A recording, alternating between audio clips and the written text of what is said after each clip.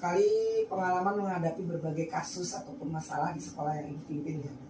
Nah, bagaimana Ibu mengidentifikasi kasus-kasus yang masuk ke dilema etika atau ke rujukan moral?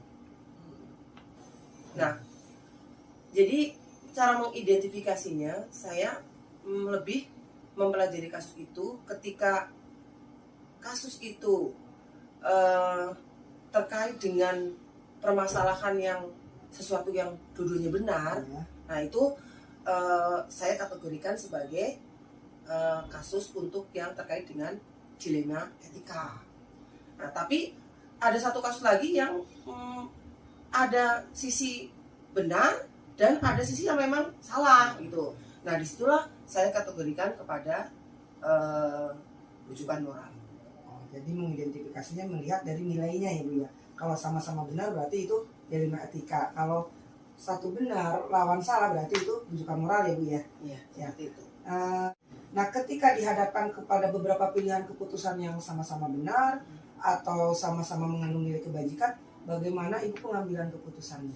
Nah bagi saya kalau menghadapi permasalahan itu saya lihat dari skala prioritasnya. Nah dari skala prioritasnya artinya begini, ketika saya akan mengambil satu keputusan untuk satu hal dan hal tersebut adalah yang membawa dampak manfaat lebih banyak dan yang madorotnya itu lebih kecil. Nah dari situlah skala prioritas itu yang nanti akan mendasari dari keputusan yang akan saya ambil. Artinya Ibu melihat ke hasil akhir keputusan itu nanti manfaat dan dampak baik buruknya ya Bu ya. Bagaimana Ibu cara atau langkah-langkah yang Ibu tempuh untuk dalam proses pengambilan keputusan tersebut? Jadi saya akan coba pelajari permasalahan itu terkait dengan hal apa, kemudian saya identifikasi. Saya identifikasi permasalahan itu melibatkan siapa saja. Kemudian permasalahan mengenai apa, gitu kan? Kejadiannya di mana, gitu kan? Bisa dikatakan juga waktunya kapan. Setelah saya identifikasi, saya coba memungkinkan adanya sejumlah solusi yang saya kerucutkan lagi kepada di antara sejumlah solusi itu mana nih yang paling kira-kira paling tepat untuk keputusan yang paling pas. Nah di antaranya dipertimbangkan dalam ketika hasil akhirnya saya mengambil keputusan ini apa ya dampaknya. Nah seperti apa nanti efek dari keputusan yang saya ambil, terutama saya akan memilih pada solusi yang lebih bermanfaat untuk khalayak atau yang mengundang kebaikan lebih banyak. Dikasih sampai menentukan solusi-solusi sampai akhirnya memutuskan yang manfaatnya lebih banyak daripada dampak negatifnya Bu ya. Menurut Ibu selama ini hal-hal apa saja yang efektif untuk membuat keputusan tersebut? Yang membuat efektif itu adanya aturan yang jelas. Jadi ketika dibuat dulu di awal aturan yang jelas, sehingga ketika ada permasalahan dikembalikan lagi melihat dari aturan tersebut ya Bu ya. Selama ini tantangan terberat Ibu dalam pengambilan keputusan yang berkaitan dengan dilema etika ini apa ya Bu?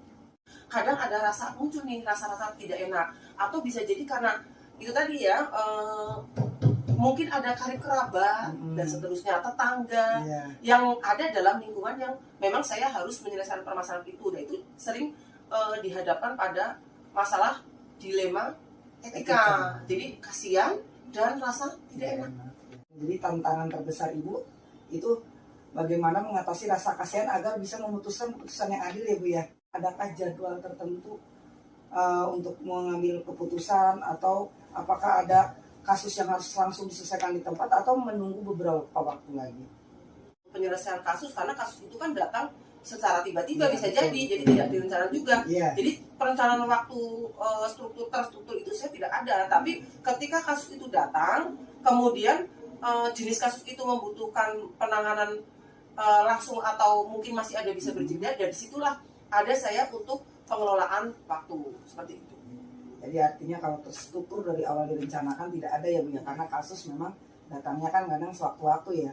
Tetapi selama ini selain tadi tantangan, terus hal-hal efektif untuk pengambilan keputusan, tentunya ada juga hal-hal yang bisa membantu Ibu ya, seseorang atau hal apapun yang mendukung Ibu, yang membantu Ibu memudahkan pengambilan keputusan. Rekan kerja saya kebetulan di tempat saya bertugas, saya selaku kepala sekolah dibantu oleh wakil kepala sekolah bidang kurikulum dan kesiswaan. Nah itu dua rekan saya itu sangat membantu, dan yang juga cukup efektif dalam membantu itu adalah atasan saya. Dalam hal ini adalah yayasan. Demikian juga ada mungkin rekan-rekan guru ya, itu juga cukup sedikit banyak cukup membantu saya mempermudah dalam menyelesaikan persoalan dan permasalahan, terutama terkait dengan orang tua maupun peserta didik, karena bagaimanapun teman-teman guru itu adalah yang berhadapan langsung ya dengan peserta didik maupun orang tua, jadi itu cukup membantu. Itulah. Artinya di sini perlunya komunikasi dan kolaborasi ya Bu ya. Pengalaman-pengalaman itu berkaitan dengan tantangan dan penyelesaian kasus-kasus dengan pilihan-pilihan keputusan yang Ibu ambil.